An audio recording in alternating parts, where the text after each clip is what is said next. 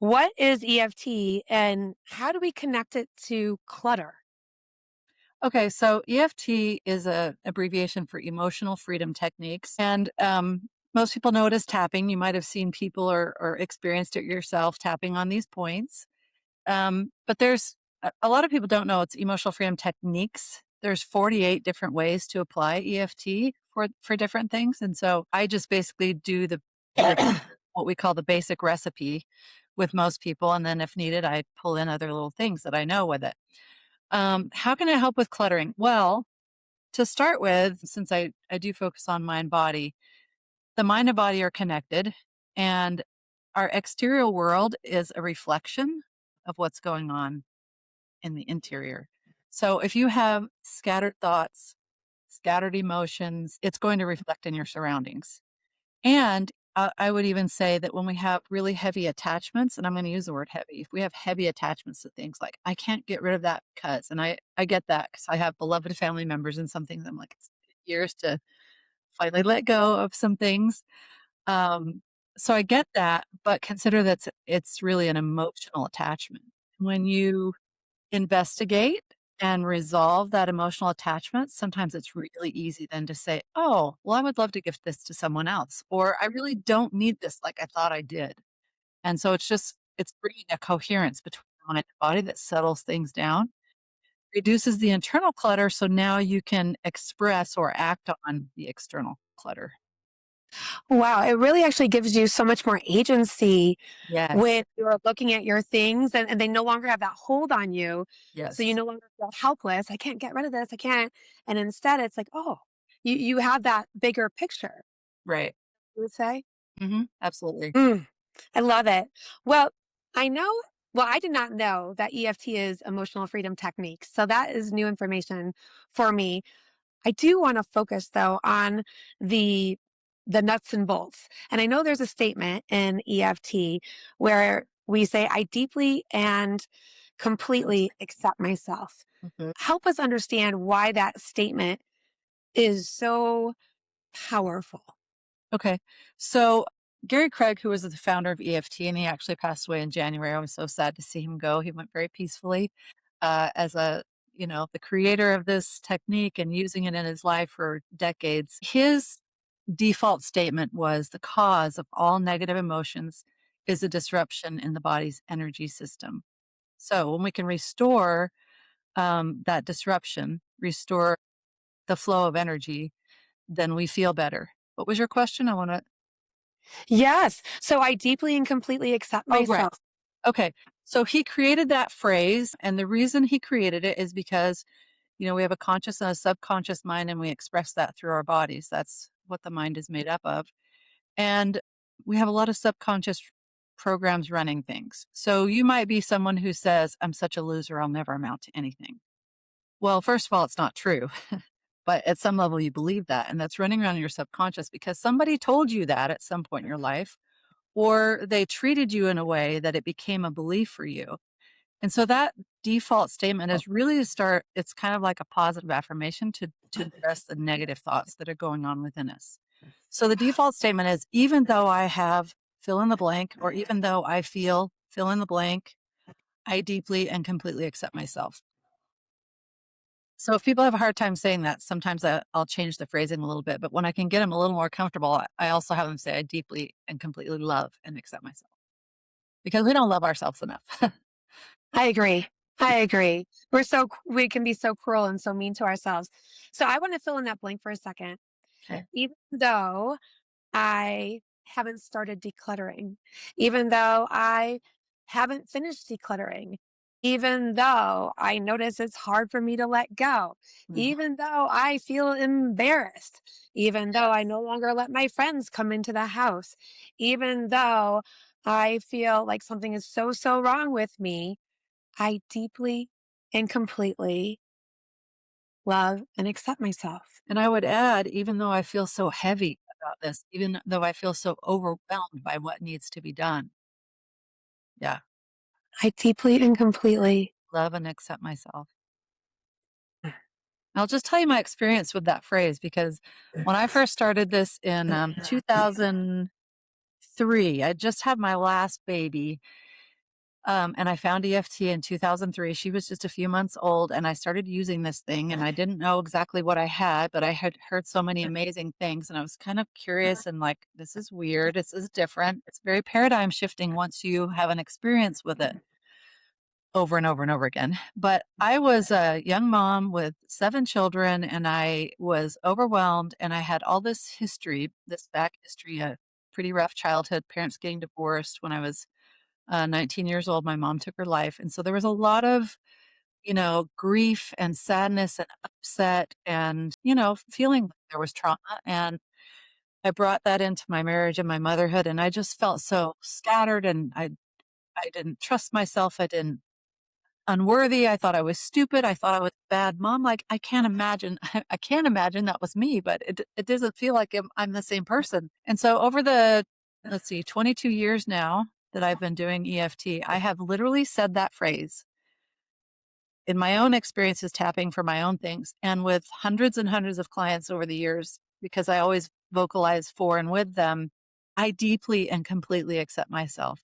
It would never occur to me now, 22 years later, to despise myself, to hate myself, to belittle myself. Every once in a while, I'm a human being. I have a thought like, oh, well, that was really dumb. Why'd you do that? But it's just gone like that. I don't live there, stuck in those thoughts and feelings and beliefs anymore, because I have said this phrase. If you did nothing else, if you get nothing else from this interview, and all you do is make that a part of your life, I deeply and completely maybe love and accept myself, it will change your life. But if you add the tapping to it, let me tell you, miracles, peace. Miracles, miracles. Yeah, tell us about some of those miracles. Tell us some of the things that you've seen with the tapping. And if you're thinking, hey, do we get to experience the tapping? Yes, we will absolutely go through a tapping experience with Dawn. But I want to hear.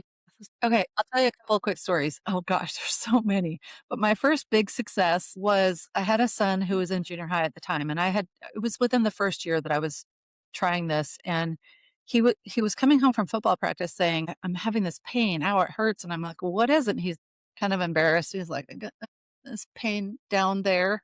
And I'm like, "I don't know what to do with that." So I took him to the doctor. The initial diagnosis, if you will, was that he had an inguinal hernia. So the doctor told him he's probably going to need surgery eventually. My doctor told me not to tell this story, but I'm telling it anyway. um, he's probably going to need surgery.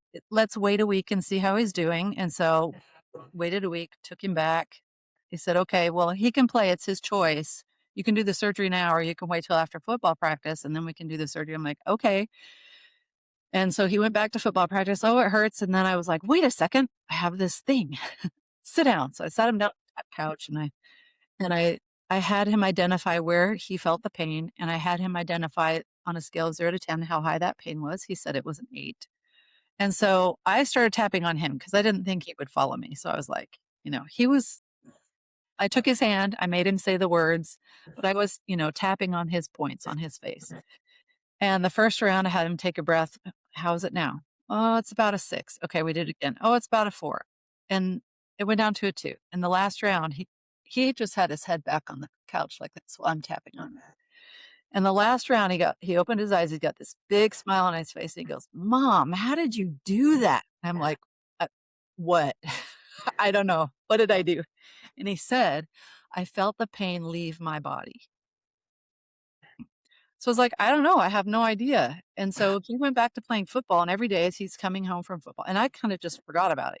He coming home, "How is it?" "No, I'm fine." And after about a week of that, he's like, "Leave me alone. I'm fine. It's fine." Like, okay, I don't know what happened. And I'm turning it over in my head, like, what did that do? The pain left? Did it? And then all of a sudden I was like, wait a second, I got to take him back to the doctor. So it was probably 2 weeks later. I took him back and saw my own personal doctor. It was a different doctor. So, and he checks things out, and he says, "I don't think there's a hernia." Like, he says, "There's a tiny bit of difference. Like when a doctor goes in and feels that, they can feel the space." And the previous doctor had said it was like a quarter size, difference. And he's like, "No, it's pretty tight. There's a little tiny difference, but I wouldn't call it a hernia." And I'm like, "How often does that happen?" He goes, "Not often." Rarely. And it was it was gone. Here's my theory all these years later, because I'm like, did it heal it? Like, what happened? I really believe the body is created to heal. Yes. And as a health coach, I think you would agree with me. Our bodies are amazing and marvelous, miraculous. And, if you cut your hand, you don't ever think, oh my gosh, it's not going to, I'm going to die because it's open and it's not going to be fixed. It just knits itself back together. You clean it up, you put, something on it or get some stitches and it sews itself back together. It's miraculous. So my thought is, and this is why I say that I help people with stress and trauma is for whatever reason. I don't know if he got hit wrong or what happened or if he had a thought, but he had this injury, call it an injury. And when we did the tapping, it removed the stress. Whatever the stress was around it, I can't tell you exactly, specifically identify what that is, but it removed that stress. And when the stress was removed, the body can now do what it's designed to do, go in there and kind of start fixing things and healing them and putting them back together.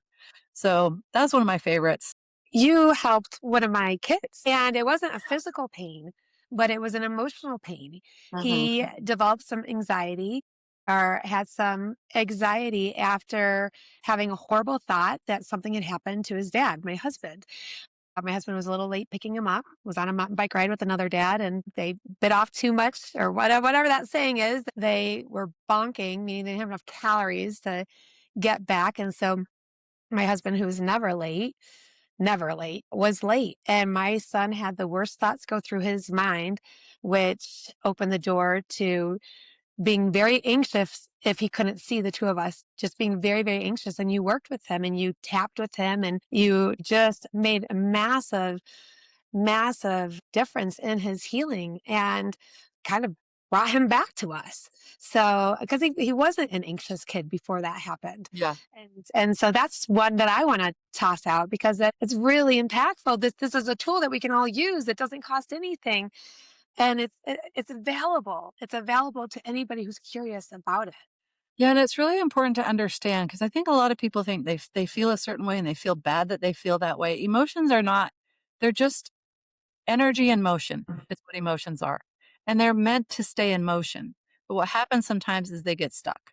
And there's a biochemical explanation for that. When you have a thought, there's a cascade of chemicals that happens. And if it's an upsetting thought, those chemicals go down to the cell receptors on every cell and creates a feeling in your body. And, you might be able to go out on a run or pray or, any number of things that help settle that. But every once in a while, something happens like with your son, it upset him so deeply that he then didn't want to be separated from you because what if something does happen? Nothing happened in that case. And I want to point that out because I don't want to say nothing happened.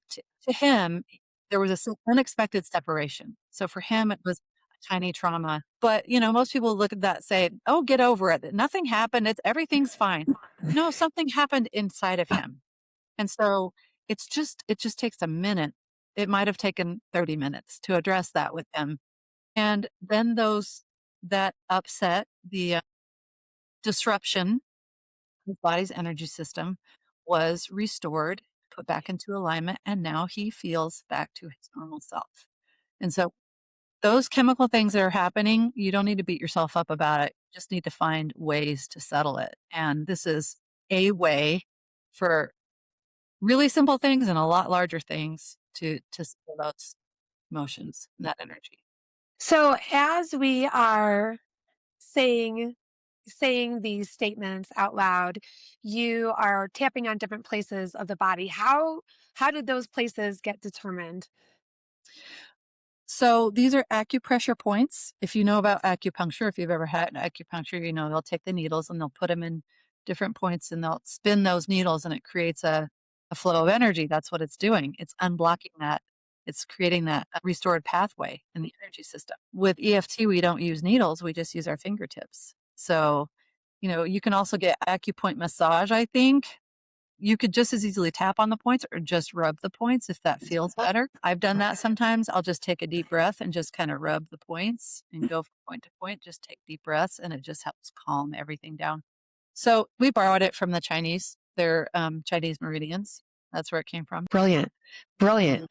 These aspects were brought together by tapping on the points or rubbing. I've never heard that Yeah. before, but I want to try that as you take us through. I'm going to try the rubbing. I know I Yes, like the of tapping. course. But yeah, let's go through an experience. So for the person that is embarrassed or ashamed because of the physical clutter, and of course, then there's all the mind clutter and usually a lot of body clutter, right? You're embarrassed, you're ashamed, so you go eat the ice cream and, at least for me, right? I would go find the ice cream or the chips instead of going walking my dog. And so somebody who's just, thinking, "Wow, how did I end up like this?" and with judgment. Let's focus on And that. first of all, and I actually love that you're choosing shame and embarrassment. Those are the lowest on the scale of emotions, the lowest energy you can possibly feel. The only thing lower than shame and embarrassment is death. So that's one that you really want to clear as quickly as possible. And what I can do if you want after we get off the call is just make a nice, neat little script that you can send out to your people on the shame. But how would you verbalize that? What words would you use about feeling shame about the situation? I'm so embarrassed I let it get this bad. Okay. All right. I'm so ashamed that I don't know what to do next. I feel frozen. I can do all these other things in life, but why can't I do this? Yeah. Now, of course, you and I would go down a rabbit hole asking all kinds of questions, and I would usually do that first to get some more information. But just with what you've said, um, so that we would create the statement, even though I feel so ashamed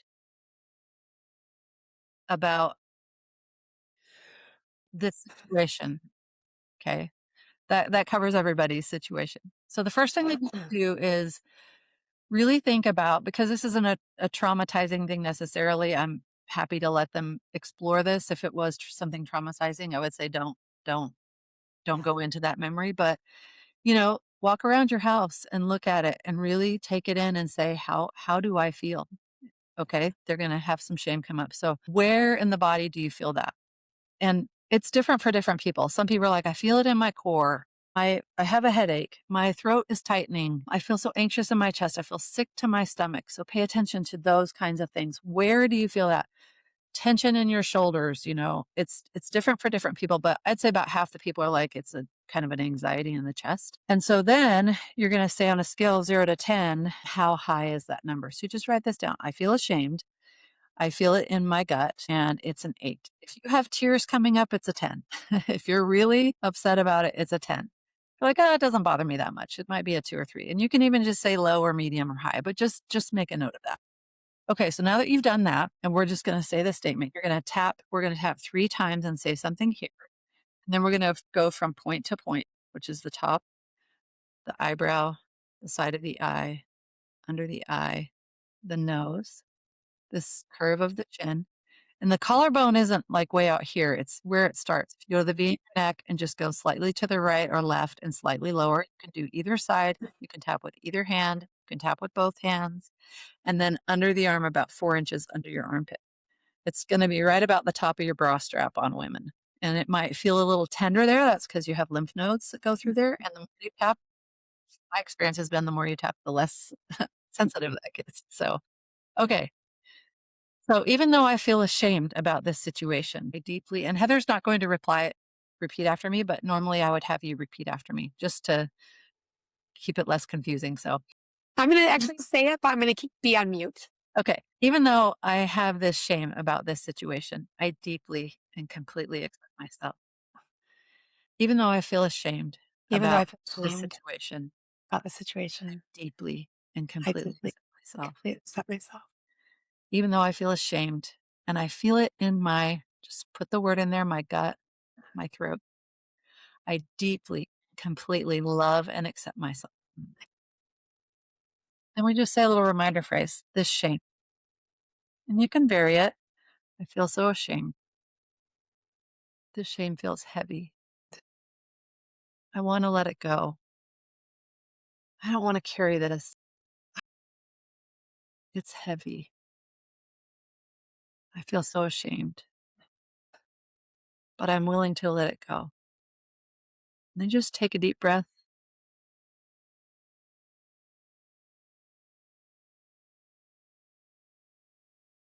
And then just notice how you feel. check back into your body. Is that number still at 8? Has it changed? I'll tell you one really quick story. Every once in a while, and these are few and far between, but it happens. I have what I call a 1-minute wonder. There was a guy who was a friend of mine, and he had quit smoking pot. He had had years and years of smoking pot, and he was baptized into a church and didn't want to do that anymore. And he had just, out of sheer willpower, I have no idea, had decided not to do that anymore. But every day it was like a beast, just he wanted it, and he still had friends that used it, and he was just, you know. So I came over to help him, and we did even though I think we probably did, even though I'm addicted to pot, I don't smoke it, but I'm addicted to pot. I deeply accept myself, went through the whole thing, and he got this funny look on his face, and he kind of moved his head and he goes, "It's gone." And I'm like, "What are you talking about?" And he said that almost the same thing my son did. He said, "I felt something in my neck release. It just left and it's gone." Yeah. 1 round. Wow. It's rare, Wow. but it can Wow. happen. And these are the kinds of miraculous things that I've just over and over and over have seen. Name anything, I've seen something dramatic. And it's funny because I both, on the one hand, I'm like, "How does that happen?" Even though I've had so many experiences. And on the other hand, I'm like, "It's just a miracle. It's so amazing." All right. So what we would do for the next round then is we would just say it again. So now we're feeling a little bit of release. Maybe it's medium now. And we just say it again. And we might think of new thoughts that have come up. Why am I so ashamed? Maybe somebody made fun of you at some point. You can bring that in if you want, but we're going to stay to the basics. So even though I feel ashamed about my situation, I deeply and completely accept myself. It's been so overwhelming. I feel so ashamed, but I deeply and completely accept myself. It feels so heavy. And I don't want to feel this anymore. And I deeply and completely love and accept myself. All this shame, All this shame. this heaviness, this not letting go. I want to let go. I'm willing to let go of this shame, to let it move through and let it go, to stop being stuck, releasing this shame, and then take a deep breath.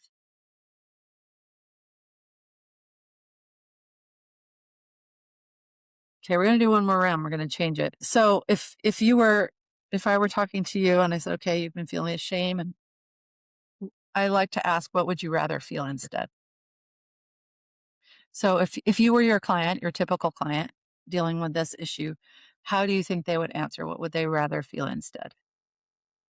Wow, that's such a powerful question. I've never even thought to ask it. What would you rather feel instead?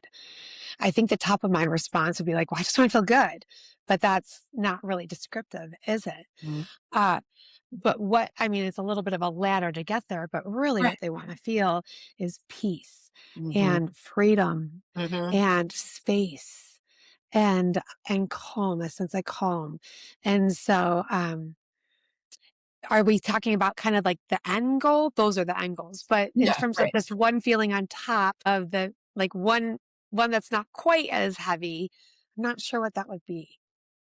Well, I'm saying the end goal because sometimes Okay. you can get the feeling before you get the actions, and that's the point of this.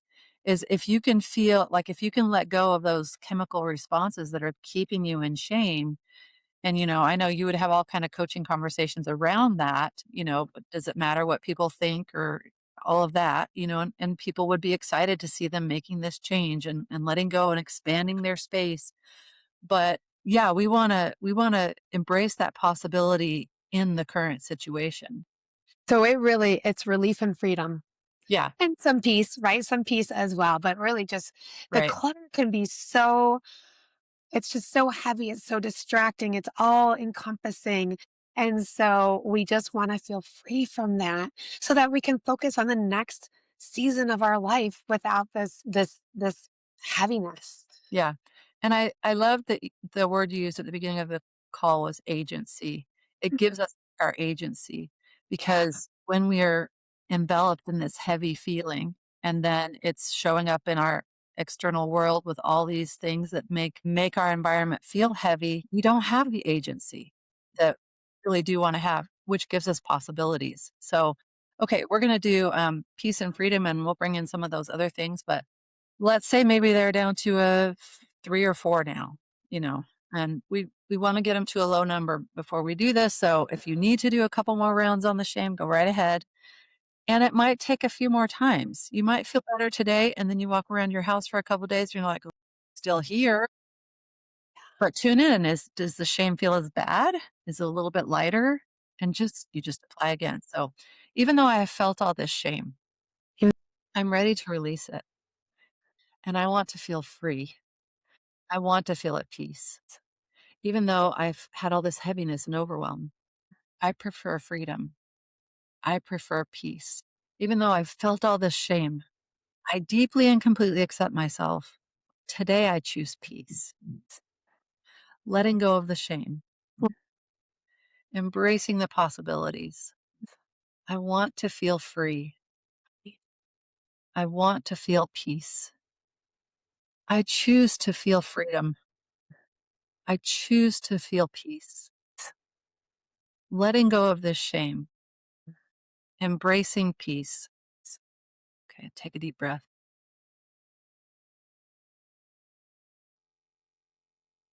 That one went all the way through for me too. That was amazing. Yeah. That's just amazing. It's it's still crazy to me that in 3 rounds you can feel a difference. You can feel it. And if I would say if you do this every day, I mean, if we didn't stop and talk in between, you could do that in probably about 5 minutes. If you did that every single day on some aspect or element of the clutter, the hoarding, the addiction, whatever it is, if you did that every day for 5 minutes at the end of 30 days, I guarantee you, you're at the least, you're going to feel different. But you might have also at some point in there gone, hey, I think I'll clean this corner. It gives you a new perspective. It totally gives you a new perspective and permission to lean in to the discomfort of decluttering without judgment, without any of those heavy feelings. Don, I loved when you said, I choose to feel Mhm. peace. I love how you brought the agency back, like back into Yeah. this. Yeah. It does get to be a choice, doesn't it? It does, and I'll tell you, it's funny, the transformation that was me when I was about 22, 23 years old to now, I'm 59. I remember the very first, like, motivational kind of talk that I went to attended. It was a training at my husband's work, and the man at the front of the room said, um, "You can choose how you feel." And inside I laughed. I was like, "That's the dumbest thing I've ever heard of. You can't choose how you feel." Like, I thought I was at the mercy of my emotions. You have thoughts, you have feelings, things happen, you have emotions that, like, you're just at the mercy of it. Oh my gosh. Yeah. It's true. You can choose your emotions. Now, it takes practice and persistence and patience and, a lot of compassion on yourself. But over time, if you keep trying, you'll get to a point where, like, it wouldn't occur to me to hate myself. I don't think it's possible for me to hate myself at this point in my life. This is the work. This work is so worth doing. We can get really good at Netflix, right? Yeah. We could get really good at Netflix and, looking at social media, or, and it doesn't have to be, this or that, but we could maybe be less good at Netflix It's 5 minutes. and put these 5 minutes towards Maybe ourselves. you say, "After I tap for 5 minutes, I can watch Netflix." There you go. There you go. While scrolling in on social media. It absolutely is life changing. This work when we get curious about ourselves and Yeah. our health and our potential. I so agree. Okay, so Don, finish this sentence. Let me finish this sentence. The lighter path is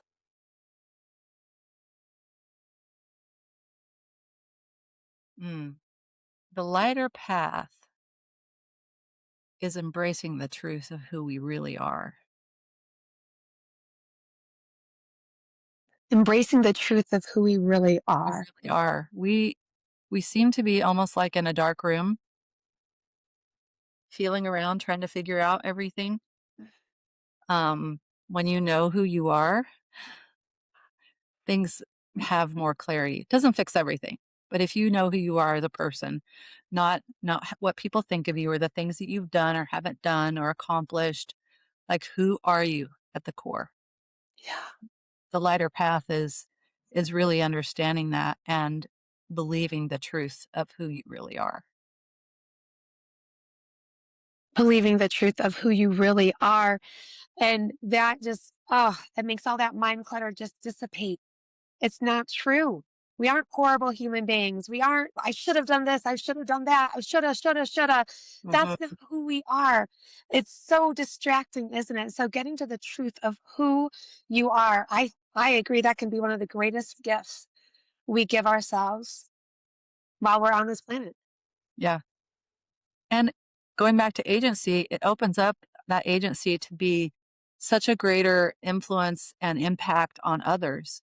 When we are turned inward and, self whatever it is, beating ourselves up, we can't really see anybody else. We're just focused on ourself and how we feel and our problems but when we have a vision of who we are, who we can be or who we can become, we get to choose that too. We can now look outward and see like who's out there that needs my help, who needs the light. You said lighter path, but also light is in that word. Who needs light and who can I give it to? When we know who we are, we have the capacity and the power to do that. Mm. Don, what's the best way to follow you? I'm on social media, some version of the EFT coach. I have a YouTube channel, the EFT coach. Sometimes it's like EFT.coach, but I'm on Instagram, I'm on Facebook. You can email me if you want more information. I can send you some free information. Tap W Dawn, so like tap with Dawn at EFTcoach.com. And I'd be glad to answer any questions or share some little freebies, point you in the right direction. What a gift. What a gift of your experience, your wisdom, your compassion, your love today, Dawn. And we'll make sure to put all the links in the notes. And also, you did mention at the beginning that you would be open to putting together a script. And frankly, I Yeah. think we have a beautiful script with what you took us through just now, but we'll make sure to link to that as well. Dawn, thank you so much. Thank you. Thank you so You're much. so welcome. I love to be with you and talk to you, and we don't get to do it very often. So like I said at the beginning, we have this mutual admiration, anytime we could get together would be awesome. I agree. It's always a fun time. Oh, Don, I appreciate you. Thank you so much for this gift today. Thank you for having me, Heather. I sure appreciate you. Thanks for watching. If this resonated with you, give us a like and share with friends who could use some lightness. Don't forget to follow our page for daily doses of living lighter. And remember, if it feels light, it's right.